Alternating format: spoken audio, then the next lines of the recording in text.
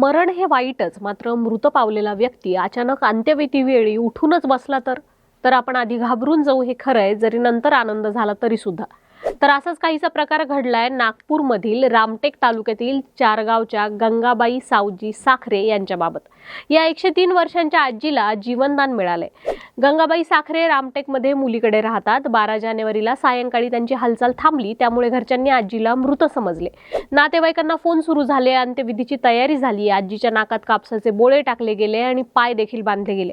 मात्र तेवढ्यात नातू राकेश याच्या लक्षात आलं की आजीच्या पायाची बोटांची हालचाल सुरू झाली आहे आणि नातेवाईकांना देखील आश्चर्य वाटलं. अंत्यविधीच्या तयारीची जागा वाढदिवसाच्या उत्सवाने घेतली, कारण 13 जानेवारी रोजी आजींचा 130रा वाढदिवस होता. नातेवाईकांनी आनंद व्यक्त करत हा वाढदिवस मोठ्या उत्साहात साजरा केला.